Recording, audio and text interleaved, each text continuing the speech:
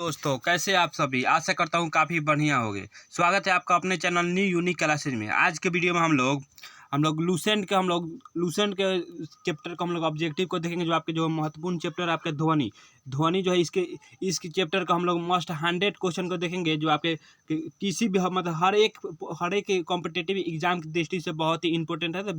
तो वीडियो को बिना स्किप किए हुए पूरा देखिएगा। अगर वीडियो अच्छा लगे तो वीडियो को लाइक करिएगा, और अगर आप पहली बार हमारे चैनल पर विजिट करें तो चैनल को सब्सक्राइब कर लीजिएगा, साथ ही साथ बेल आइकन भी दबा लीजिएगा। तो चलिए हम लोग वीडियो को स्टार्ट करते हैं। ये वीडियो आपके लिए बहुत ही हेल्पफुल हो सकता है, क्योंकि ये जो है हर एक एग्जाम में इससे क्वेश्चन आते ही रहता है। तो चलिए हम लोग वीडियो को स्टार्ट करते हैं। आज का पहला क्वेश्चन है, ध्वनि तरंग की प्रकृति होती है। ध्वनि तरंग की प्रकृति होती है तो ध्वनि तरंग की प्रकृति कैसे होती है? तो ध्वनि तरंग की प्रकृति जो है आपकी कैसी होती है? तो आपकी अनुदैर्ध्य होती है। ऑप्शन नंबर बी हो जाएगा, ध्वनि तरंग की प्रकृति अनुदैर्ध्य होती है। इस वीडियो में हम केवल आपके आंसर को बताएंगे, क्योंकि देखिए अगर सारे ऑप्शन को हम रिपीट करेंगे तो वीडियो लंबा हो जाएगा और आपको देखने में भी मजा नहीं आएगा और आपका समय भी बहुत किल होगा। इसलिए हम केवल इसके आंसर को बताएंगे।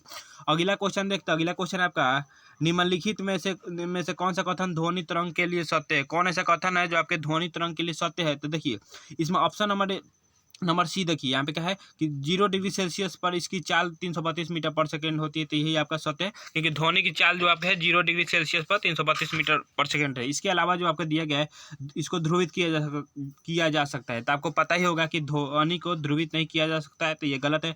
ध्वनि जो है आपके निर्वात में नहीं चल सकती, इसलिए ये गलत है। तो इसलिए हो जाएगा आपका ऑप्शन नंबर इसका क्या हो जाएगा? सी हो जाएगा कि ध्वनि जो है 0 डिग्री सेल्सियस पर इसकी चाल 332 मीटर पर सेकेंड होती है। अगला क्वेश्चन देखते हैं। अगला क्वेश्चन आपका पराश्रव्य तरंग की आवृत्ति होती है। तो पराश्रव्य तरंगों की आवृत्ति अवश्रव्य तरंग की आवृत्ति क्या होती है? तो आपको पता ही होगा कि अवश्रव्य तरंग की आवृत्ति जो आपकी 20 हर्ट्ज से कम होती है। आपका ऑप्शन नंबर इसका क्या हो जाएगा? आपका ए हो जाएगा। अगर आपसे पूछा जाए पराश्रव्य ध्वनि की तरंगों की आवृत्ति कैसे होती है, तो पराश्रव्य तरंगों की आवृत्ति जो होती है आपकी 20 हर्ट्ज से अधिक होती है। अवश्रव्य ध्वनि की तरंग 20 हर्ट्ज से कम होती है। अगर आपसे पूछा जाए श्रव्य ध्वनि तरंग की आवृत्ति कहाँ से होती है, तो आपका हो जाएगा श्रव्य ध्वनि तरंग की आवृत्ति जो आपके 20 हर्ट्ज से 20 हर्ट्ज के बीच होती है, जिसको हम लोग मानव का कान सुन सकता है। कहाँ से कहाँ तक के लिए? तो 20 हर्ट्ज से 20 हर्ट्ज के बीच के मानव का कान सुन सकता है। और इसके अलावा 20 हर्ट्ज से कम भी रहेगा तो नहीं सुनेगा, मतलब ध्वनि अश्रव्य रहेगा तो भी नहीं सुनेगा, और ध्वनि पराश्रव्य रहेगा तो भी नहीं सुन पाएगा। तो इसलिए इसका आंसर हो जाएगा ऑप्शन नंबर क्या हो जाएगा? ए हो जाएगा कि अवश्रव्य तरंगों की आवृत्ति जो आपके 20 हर्ट्ज से कम होती है। अगला क्वेश्चन देखते हैं। अगला क्वेश्चन आपका, पराश्रव्य तरंगे वे ध्वनि तरंगे होती है जिसकी आवृत्ति होती है। तो पराश्रव्य तरंगे वे ध्वनि तरंगे होती है जिसकी आवृत्ति जो आपकी है 20,000 हर्ट्ज से अधिक होती है। आपको पता होगा, लेकिन देखिए यहाँ पे आपको ऑप्शन में कोई नहीं लोग रहेगा 20 हर्ट्ज से अधिक, लेकिन आपको देखिए आप ऑप्शन में सी क्या लोग रहे हैं यहाँ पे 20 किलो हर्ट्ज। 20 किलो हर्ट्ज मतलब क्या हो गया? 20 हर्ट्ज हो गया। किलो हर्ट्ज मतलब क्या हो गया? 10 के पावर 3 होता है 1 किलो हर्ट्ज बराबर। इसको करिएगा किलो हर्ट्ज तक कितना हो जाएगा आपका? 20 है, 2 जीरो लगा दीजिएगा तो 20 हर्ट्ज नहीं हो जाएगा, तो वही हो जाएगा आपका 20 हर्ट्ज से अधिक हो जाएगा, वही 20 किलो हर्ट्ज से अधिक हो जाएगा। आपका ऑप्शन चीज का देखिए एग्जाम में थोड़ा सा क्वेश्चन घुमाता है, इसलिए जो आपको है एकदम ध्यान से समझना है कि कैसे क्वेश्चन घुमाएगा, तो भी हम सॉल्व कर लेंगे। अगला क्वेश्चन देखते हैं। अगला क्वेश्चन आपका, पराश्रव्य तरंगे मनुष्य द्वारा होता है। तो पराश्रव्य ध्वनि तरंगे जो आपका मनुष्य द्वारा सुन सकते हैं, तो नहीं सुनाई जा सकते। पराश्रव्य तरंगे जो होती है आपकी ध्वनि जो है मनुष्य द्वारा सुनी नहीं जा सकती। याद रखिएगा, आपका ऑप्शन नंबर इसका बी हो जाएगा। अगला क्वेश्चन देखते हैं। अगला क्वेश्चन आपका, पराश्रव्य तरंगों को सबसे पहले किसने सीटी बजा के उत्पन्न किया था? तो देखिए पराश्रव्य तरंगों को सबसे पहले गॉल्टन ने जो आपका सीटी बजा के उत्पन्न किया था, इसलिए इसका ऑप्शन नंबर इसका बी हो जाएगा। अगला क्वेश्चन देखते हैं। अगला क्वेश्चन है आपका क्वेश्चन नंबर 7 है, शिकार पर भक्षियों या बाधाओं का पता लगाने के लिए चमगादड़ अथवा डॉपलर किस परिघटना का प्रयोग करते हैं? किस घटना का हम लोग प्रयोग करते हैं चमगादड़ अथवा उसका पता लगाने के लिए? तो हम लोग किसका प्रयोग करते हैं? तो हम लोग जो है कि प्रतिध्वनि का निर्धारण करने के लिए प्रयोग करते हैं। प्रतिध्वनि छोड़ते हैं, उसके अनुसार हम लोग पता लगा लेते हैं कि वहाँ पे जो है कुछ भी बाधा है कि नहीं है, वही आपका प्रतिध्वनि। अगला क्वेश्चन देखते हैं। अगला क्वेश्चन है आपका कीड़ों तथा हानि पहुँचाने वाले तत्वों को घरों से दूर भगाने के लिए प्रयोग में लाया जाता है। तो आपको कीड़ों तथा हानि पहुंचाने वाले तत्वों को घर से दूर भगाने के लिए हम लोग अल्ट्रासोनिक तरंग का प्रयोग करते हैं। आपका ऑप्शन नंबर इसका ये हो जाएगा, अल्ट्रासोनिक तरंग का प्रयोग करते हैं। अगला क्वेश्चन देखते हैं। क्वेश्चन नंबर 9 है, ध्वनि का तरत्व किस पर निर्भर करता है? तो ध्वनि का तरत्व जो आपका किस पर निर्भर करता है? तो ध्वनि का तरत्व जो आपकी आवृत्ति पर निर्भर करता है। याद रखिएगा, ऑप्शन नंबर इसका ये हो जाएगा, ध्वनि का तरत्व आवृत्ति पर निर्भर करता है। अगला क्वेश्चन देखते हैं। अगला क्वेश्चन आपका, विमानों के आंतरिक भागों की सफाई में किसका प्रयोग किया जाता है? तो विमानों की आंतरिक भाग की सफाई में हम लोग पराश्रव्य तरंग का उपयोग करते हैं। ऑप्शन नंबर इसका ए हो जाएगा, विमानों की आंतरिक सफाई में पराश्रव्य तरंगों का उपयोग करते हैं हम। अगला क्वेश्चन देखते हैं, क्वेश्चन नंबर 11 है, किसी औसत व्यक्ति के लिए ध्वनि की श्रवण सीमा होती है। मतलब औसत कहने का मतलब है कि कौन ऐसा एक स्वस्थ मनुष्य है कितने हर्ज से कितने हर्ज के बीच की ध्वनि को सुन सकता है, मतलब उसकी श्रवण सीमा क्या है। तो हम लोग को जानते ही हैं कि कोई भी मनुष्य की श्रवण सीमा कितनी होती है, तो होती है आपकी 20 हर्ज से 20 हर्ज के बीच उसकी श्रवण सीमा होती है। आपका ऑप्शन में सी हो जाएगा, 20 हर्ज से 20 हर्ज के बीच। अथवा कहने का अर्थ यह है कि कोई व्यक्ति जो आपके 20 हर्ज से 20 हर्ज के बीच के ध्वनि को सुन सकता है। ऑप्शन में इसका सी हो जाएगा। अगला क्वेश्चन देखते हैं, अगला क्वेश्चन है आपका, ध्वनि की आवृत्ति जहाँ पे है भी, तरंगदैर्घ्य लैम्ब्डा तथा ध्वनि की चाल में संबंध है। तो हम लोग जानते हैं ध्वनि की चाल बराबर क्या होता है, तो ध्वनि की चाल बराबर होता है, क्या होता है आपका आवृत्ति, ध्वनि की चाल बराबर क्या होता है आपका तरंगदैर्घ्य गुने आवृत्ति होता है। तो देखिए हमने के ध्वनि की चाल बराबर क्या होगा, आवृत्ति गुने तरंगदैर्घ्य होता है। ध्वनि की चाल को यहाँ पे किससे सूचित कर रहे हैं, तो यहाँ पे देखिए यू यहाँ पे सूचित कर रहे थे यू से। तो देखिए यहाँ पे ध्वनि की चाल यू है, यू बराबर क्या हो जाए आवृत्ति को लैम्ब्डा से, और उसके बाद में आवृत्ति को लैम्ब्डा से और आवृत्ति को किससे, सॉरी यहाँ पे तरंगदैर्घ्य को लैम्ब्डा से सूचित कर रहे हैं और आवृत्ति को भी सूचित किया जाता है, इसलिए क्या हो जाएगा आपका ध्वनि की चाल बराबर आवृत्ति गुने तरंगदैर्घ्य हो जाएगा। आपका ऑप्शन नंबर इसका ए हो जाएगा। अगला क्वेश्चन देखते हैं, अगला क्वेश्चन है आपका, अगला क्वेश्चन है, चंद्रमा पर धरातल से दूर विस्फोट सुनाई नहीं देता। कहने का मतलब कि चंद्रमा पर अगर विस्फोट होगा तो वहाँ पे सुनाई नहीं देगा, क्यों, कारण क्या है, तो वहाँ पे जो वायुमंडल की अनुपस्थिति कारण। ऑप्शन में हो जाएगा, चंद्रमा पर कोई भी विस्फोट होगा ना तो सुनाई नहीं देगा, कारण क्या है कि वहाँ पर क्या है आपका वायुमंडल नहीं है, इसलिए। अगला क्वेश्चन देखते हैं, अगला क्वेश्चन है आपका, अगला क्वेश्चन देखते हैं, अगला क्वेश्चन है आपका, क्वेश्चन है, चमगादड़ अंधेरे में उड़ सकती है, क्यों? चमगादड़ जो आपका अंधेरे में उड़ सकती है, कारण क्या है, तो चमगादड़ जो आपका अंधेरे में उड़ सकती है, क्यों, क्योंकि वो जो है आपके अति तीव्र ध्वनि तरंगें पैदा करती है जो नियंत्रित करती है। मतलब कहने का मतलब कि चमगादड़ जो है ना उसको दिखाई नहीं देता, लेकिन वह फिर भी उड़ पाता है, क्यों, क्योंकि वो जो आपके अति तीव्र, मतलब कहने का मतलब पराश्रव्य ध्वनि तरंग उत्पन्न करती है, जिसके कारण वो अपने अवरोध का पता लगा लेती है और वो उड़ जाती है। अगला क्वेश्चन देखते हैं, अगला क्वेश्चन आपका, चमगादड़ रात्रि में किसी वस्तु से बिना टकराए उड़ता है। अगला है, चमगादड़ों में इंफ्रासोनिक तरंग उत्पन्न होता है। तो देखिए चमगादड़ जो रात्रि में किसी वस्तु से बिना टकराए उड़ता है, ये तो सही बात है, लेकिन चमगादड़ जो इंफ्रासोनिक तरंग उत्पन्न करता है तो ये गलत बात है। कहने का मतलब कि जो आपका ए सही है लेकिन आर गलत है। आपका ऑप्शन नंबर सी हो जाएगा, ए सही है लेकिन आर गलत, क्योंकि देखिए चमगादड़ जो आपके इंफ्रासोनिक नहीं पराश्रव्य ध्वनि तरंग उत्पन्न करती है, इस कारण वो उड़ जाती है। आपका ऑप्शन नंबर सी हो जाएगा। अगला क्वेश्चन देखते हैं, अगला क्वेश्चन है आपका, वायु में ध्वनि की चाल 332 मीटर प्रति सेकेंड है, यदि दाब बढ़ाकर दुगुना कर दिया जाए तो ध्वनि की चाल क्या होगा। तो देखिए आपको पता ही होगा कि ध्वनि की चाल जो आपके कितना निर्वात या हवा, मतलब कहने का मतलब कि 0 डिग्री सेल्सियस पर कितना होता है, 332 मीटर पर सेकेंड होता है। आपको ये भी जानकारी होगा ही कि ध्वनि का अगर तापमान जो आपका 1 डिग्री सेल्सियस अगर बढ़ाए ना तो उसके वेग में 0.61 मीटर पर सेकंड ये होता है, ये भी याद रखिएगा। यदि ध्वनि का वेग में जो आपका 0 डिग्री सेल्सियस तापमान में वृद्धि, 1 डिग्री सेल्सियस तापमान में वृद्धि किया जाता है, उसके वेग में 0.61 मीटर पर सेकंड की वृद्धि होता है। लेकिन दाब पर प्रभाव नहीं पड़ता। अगर ध्वनि का वेग अगर दाब कितना भी गुना कर दे, 2 गुना, 10 गुना, 20 गुना, तो ध्वनि का वेग जो आपका सेम ही रहेगा। आपका ऑप्शन में इसका भी हो जाएगा, क्योंकि ध्वनि का वेग पर दाब का कोई प्रभाव नहीं पड़ता है। अगला क्वेश्चन देखते हैं, अगला क्वेश्चन आपका, निम्न द्रव्यों में से ध्वनि सबसे तेज यात्रा करता है। मतलब ध्वनि सबसे तेज किस में यात्रा करता है, तो आपको देखिए ऑप्शन है स्टील, वायु, निर्वात और जल। तो देखिए सबसे अधिक ध्वनि किस में यात्रा करेगा, मतलब किस में स्पीड करेगा, ज़्यादा जाएगा, तो आपके स्टील में जाएगा। ऑप्शन में इसका क्या हो जाएगा, ये हो जाएगा, क्योंकि स्टील में जो ध्वनि का वेग जो है बहुत अधिक होता है, 5100 मीटर पर सेकेंड से भी अधिक होता है। अगला क्वेश्चन देखते हैं, अगला क्वेश्चन आपका, बादलों की बिजली की चमक के लिए काफ़ी समय बाद बादलों की गर्जन सुनाई देती है, कारण क्या है। देखिए बादलों की बिजली चमक, कहने का मतलब जब बादल जब बिजली चमकता है तो हमें क्या होता है, पहले क्या होता है, दिखाई देता है, फिर सुनाई देता है, कारण क्या है। तो देखिए कारण क्या है, तो हम लोग जानते हैं कि कारण क्या है। तो देखिए हम लोग का ध्वनि मतलब कि प्रकाश के चाल क्या होता है, प्रकाश के चाल अधिक होता है, कितना होता है, 3 लाख किलोमीटर पर सेकंड, मतलब 3 × 10⁸ मीटर पर सेकंड होता है, इस कारण वो पहले आ जाता है। और ध्वनि का वेग कितना होता है, 332 मीटर पर सेकंड होता है, इस कारण ये बहुत थोड़ा सा लेट हो जाता है। कारण यही है, तो वही है। तो इसका ऑप्शन में कहा जाएगा, प्रकाश की चाल क्या हो जाएगा, आपका ऑप्शन नंबर डी। देखिए आपका ऑप्शन नंबर डी क्या दिया है, प्रकाश की चाल ध्वनि की चाल से अधिक होता है। ऑप्शन नंबर डी हो जाएगा, प्रकाश की चाल ध्वनि की चाल से अधिक होता है, इस कारण प्रकाश जो हमका पृथ्वी तक पहले पहुंच जाता है। अगला क्वेश्चन देखते हैं, अगला क्वेश्चन आपका, वायु में ध्वनि का वेग होता है लगभग, वायु में ध्वनि का वेग कितना होता है। तो हम लोग पता है कि वायु में ध्वनि का वेग कितना होता है, 332 होता है। तो ऑप्शन करीब में कितना है, 330 दिया है, तो आपका ऑप्शन में हो जाएगा 330 मीटर पर सेकंड हो जाएगा ध्वनि का वेग।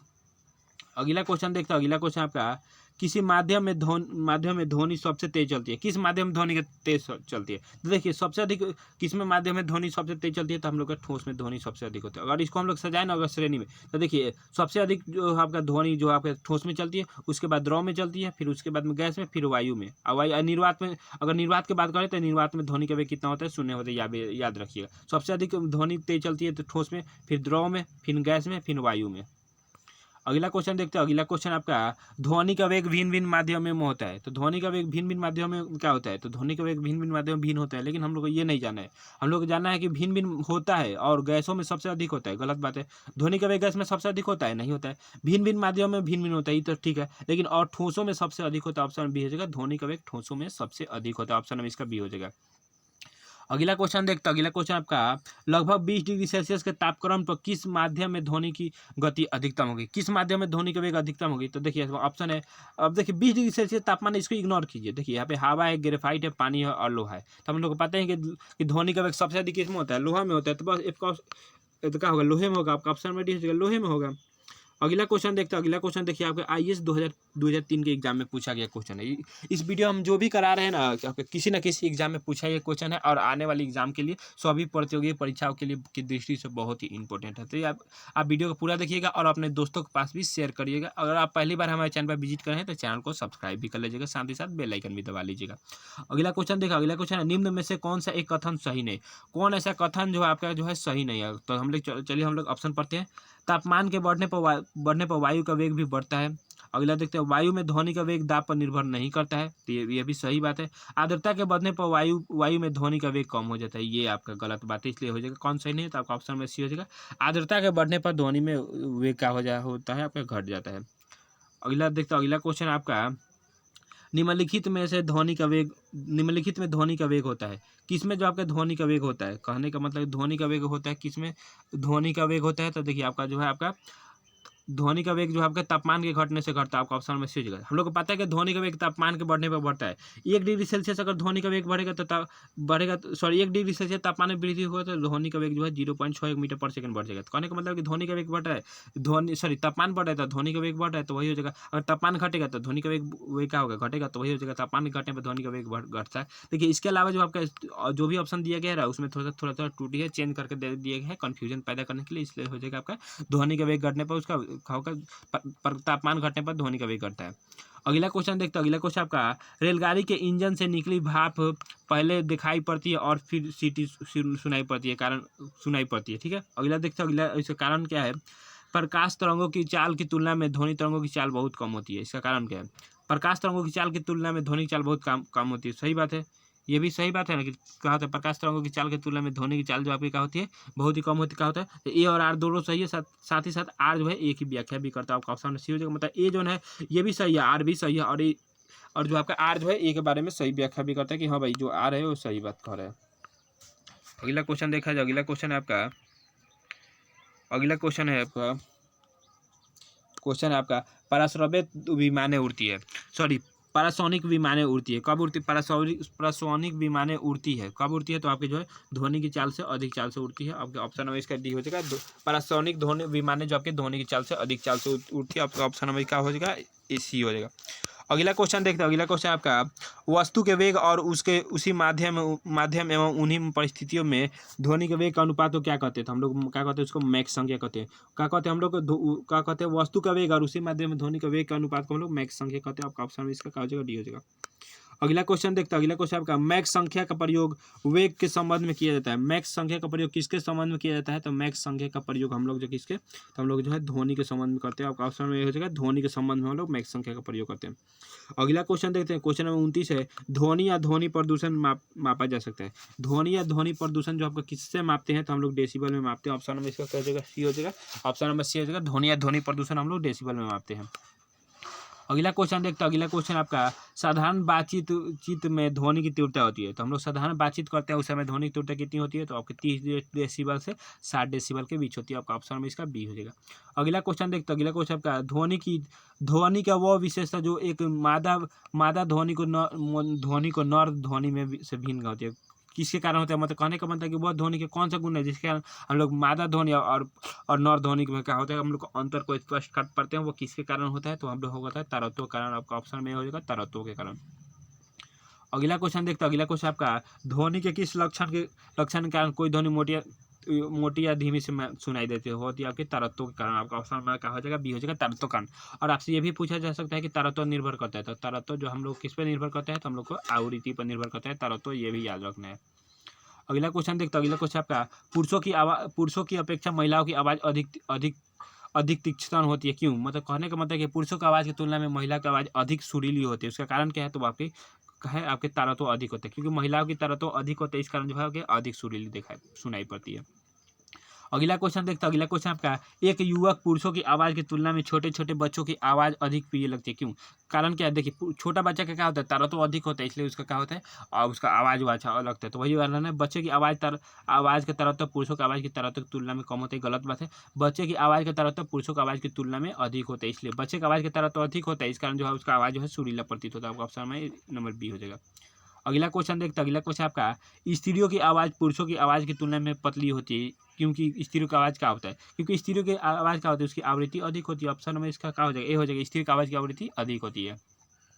अगला क्वेश्चन देखते हैं। अगला क्वेश्चन आपका यदि सितार और बांसुरी पर एक ही स्वर बजाया जाए तो उनसे उनसे उत्पन्न ध्वनि तरंग का वेदन निम्नलिखित में अंतर किया जा सकता है। मतलब कहने का मतलब यदि सितार और बांसुरी एक ही स्वर पर बजाया जाए तो उसके हम लोग अंतर कैसे पता करेंगे, हम लोग उसकी अंतर हम लोग किसके कारण पता करेंगे, तो हम लोग उसकी गुणता के कारण पता कर सकते हैं। आपका ऑप्शन नंबर क्या हो जाएगा, आपका ऑप्शन नंबर डी हो जाएगा, गुणता के कारण।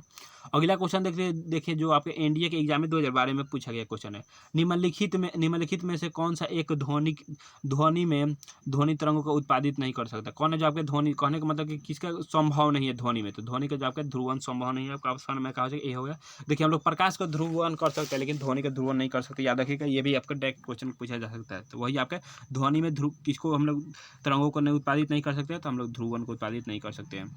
अगला क्वेश्चन देखते हैं। अगला क्वेश्चन आपका ध्वनि तरंगों की डेसिबल में वो अधिकतम सीमा जिसके ऊपर कोई व्यक्ति सुन सकता है, सुन नहीं सकता, सॉरी आपका ऑप्शन है सुन नहीं सकता, तो हम लोग जो है 95 डेसिबल से अधिक ध्वनि को हम लोग सुन नहीं सकते हैं। उसके बाद हम लोग सुनेंगे तो हम लोग पागल हो जाएंगे, तो वही हो जाएगा, आपका ऑप्शन नंबर डी हो जाएगा।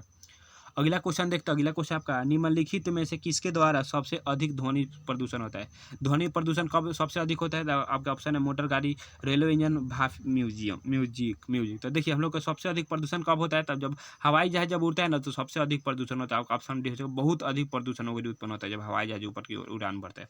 अगला क्वेश्चन देखते हैं। अगला क्वेश्चन आपका नजदीक आती रेलगाड़ी की सीटी की आवाज़ बढ़ती जाती है, जबकि दूर जाने वाली रेलगाड़ी के लिए यह घटना घटती जाती है, कारण क्या है, तो हम लोग का है डॉपलर प्रभाव। ऑप्शन हम इसका डी हो जाएगा, डॉपलर प्रभाव कारण ही क्या होता है, नजदीक आता है तो आवाज़ हम लोग का धीमा मतलब कि स्पीड होते जाता है, और दूर जाता है तो धीमा सुनाई देता जाता है।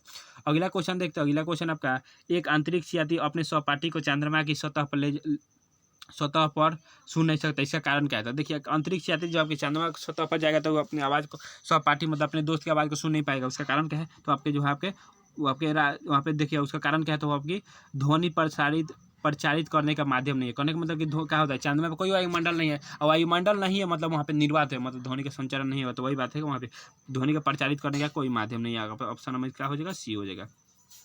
अगला क्वेश्चन देखते हैं। अगला क्वेश्चन आपका कौन सी प्रक्रिया प्रकाश और ध्वनि दोनों में घटित नहीं होती। कौन सी प्रक्रिया तो हमने आपको बताया ही है पीछे, ये आपकी जो है क्या आपका कौन सी घटना जो है प्रकाश और ध्वनि दोनों में संभव नहीं है। तो देखिए आपका विवर्तन, परावर्तन और अपवर्तन संभव है, लेकिन ध्रुवन जो आपके जो है क्या होता है, आपके ध्रुवन जो आपके ध्वनि में क्या होता है, क्या होता है आपके सही नहीं है। कहने का मतलब कि ध्रुवन जो आपका ध्वनि का नहीं होता, इसलिए हो जाएगा आपका ऑप्शन में इसका क्या हो जाएगा, सी हो जाएगा, ये संबंधित नहीं है।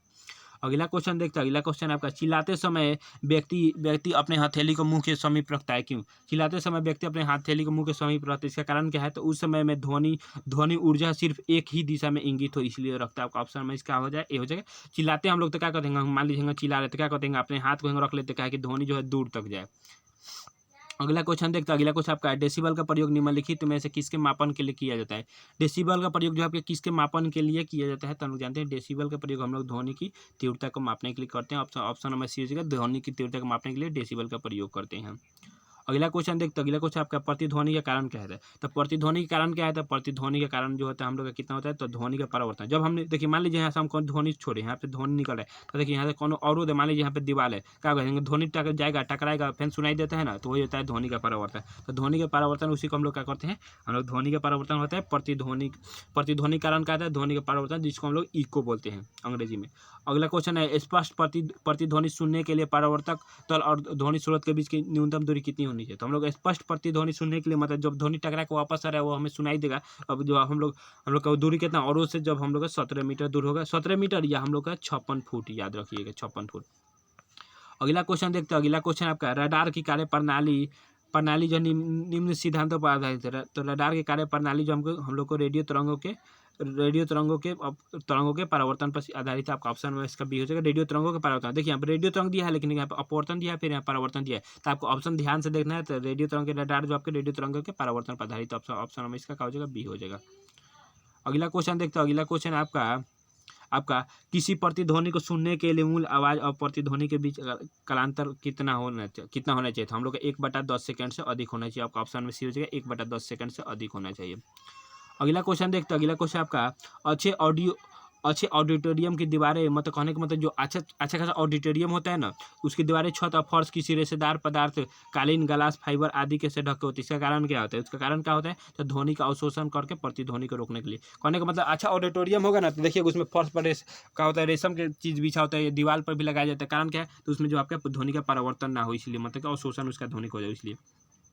अगला क्वेश्चन देखते हैं, अगला क्वेश्चन है आपका कितना, क्वेश्चन नंबर 50 है। निम्न ध्वनि का प्रभाव मानव शरीर के कान में कितने समय तक रखता है। तो ध्वनि का प्रभाव मानव शरीर कान में आपका 0.1 सेकंड तक रहता है। या आपको दशमलव बदल दे तो दशमलव बदले क्या हो जाएगा, तो 0.1 सेकंड हो जाएगा। इसका आपको ये भी एग्जाम में पूछा जा सकता है।